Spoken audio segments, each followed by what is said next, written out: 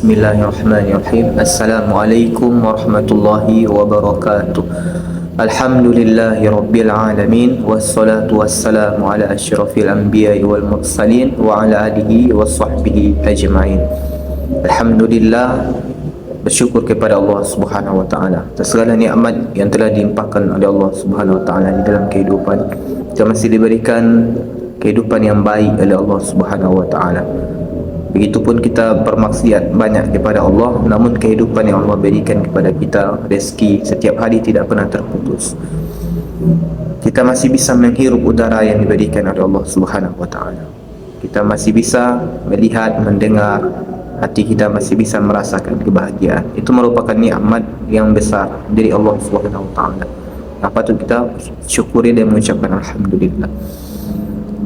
Kemudian kita tidak lupa bermohon kepada Allah Subhanahu wa taala, semoga Allah sampaikan salawat dan salam kita kepada junjungan Nabi besar Nabi Muhammad sallallahu alaihi wasallam. Allahumma shalli wa sallim wa barik ala sayyidina Muhammad wa ala ali sayyidina Muhammad. Faman shalla alayya salatan sallallahu alaihi asyhad. Siapa yang bersolat kepada Rasulullah SAW sebanyak satu kali, maka Allah Subhanahu wa taala akan berselawat kepadanya sebanyak 10 kebaikan, 10 kali, dia mendapatkan 10 kali kebaikan.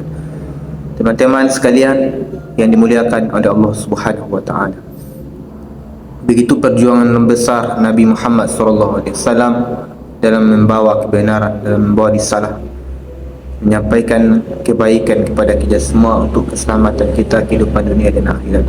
Nabi sallallahu alaihi wasallam berperan sebagai orang yang diberikan oleh Allah, yang dititipkan oleh Allah kepada beliau risalah untuk membawa petunjuk kepada umat, menyampaikan kebenaran supaya dapat dibedakan menjadi furqan antara hak dan kebatilan.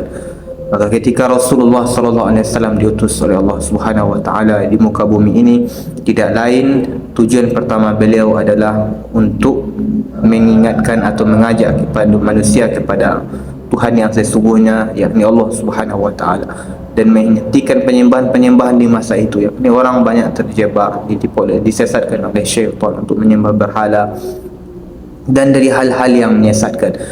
Kemudian menyelamatkan manusia dari semua perangai-perangai yang menyimpang dari ketentuan Allah Subhanahu wa taala. Maka Rasulullah sallallahu alaihi wasallam diutus oleh Allah Subhanahu wa taala di muka bumi untuk memperbaiki penyimpangan-penyimpangan yang terjadi di muka bumi ini, yakni memperbaiki akhlak manusia, dari yang bahkan manusia itu berawal dari akhlak yang sangat buruk, melampaui akhlaknya hewan.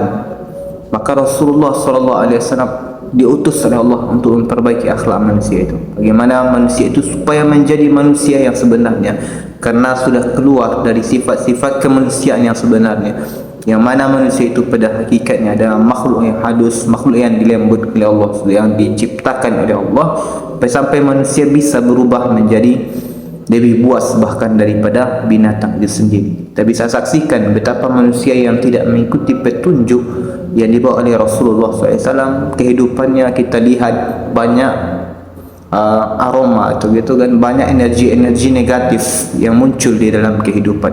Maka Nabi diutus oleh Allah Subhanahu wa taala sebagai contoh suri tauladan, yang mana pada diri beliau semenjak beliau kecil sehingga beliau dewasa itu adalah contoh yang merupakan akhlak yang paling sempurna gitu kan. Makanya kata Nabi sallallahu alaihi wasallam, innama bu'ithu liutammima makarimul akhlaq. Sungguhnya aku tidak diutus oleh Allah Subhanahu wa taala ke muka bumi ini kecuali untuk menyempurnakan akhlak manusia. Kita bisa lihat dari sejarah-sejarah di zaman jahiliyah betapa buruknya akhlak manusia pada masa itu. Maka setelah diutusnya Rasulullah sallallahu alaihi wasallam, bangsa Arab, keadaan bangsa Arab mulai menjadi lebih baik, jauh lebih baik bahkan daripada bangsa-bangsa yang maju di masanya gitu kan. Bangsa Arab yang merupakan pusat strategis gitu kan, tapi paling terkenal juga kegiatan kriminal pada masa itu. Dengan diutusnya Rasulullah sallallahu alaihi wasallam banyak menimbulkan perubahan yang signifikan gitu kan, meningkat. Ini merupakan tanda atau bukti bahawa ajaran yang dititipkan oleh Allah Subhanahu wa taala agar disampaikan oleh Nabi sallallahu alaihi wasallam kepada manusia adalah ajaran yang benar dan mesti ditaati oleh manusia. Ketika manusia mengikuti ajaran itu, maka baru kita melihat kedamaian, keamanan dan ketentraman kehidupan muka bumi. Maka dengan berkat perjuangan Rasulullah SAW sampai hari ini kita merasakan lezatnya berada di dalam Islam, nikmatnya berada di dalam Islam. Tetapi di balik semua itu banyak juga orang-orang yang melupakan ajaran atau meninggalkan syariat-syariat yang dibawa oleh Nabi SAW. Padahal betapa rapinya, betapa indahnya apa yang telah dibawakan disampaikan oleh Rasulullah SAW kepada kita semua. Bagi orang-orang yang tertipu oleh kehidupan yang sesat itu kan, ada juga yang terlahir sebagai seorang Muslim ya. Padahal itu adalah nikmat yang besar, terlahir sebagai seorang yang dalam keadaan beriman kepada Allah Subhanahu wa taala, dari keluarga yang beriman kepada Allah, tetapi menjauhkan diri setelah itu daripada iman itu sebagaimana yang dibawa oleh Nabi sallallahu alaihi wasallam, maka tentu orang itu merupakan orang yang merugi.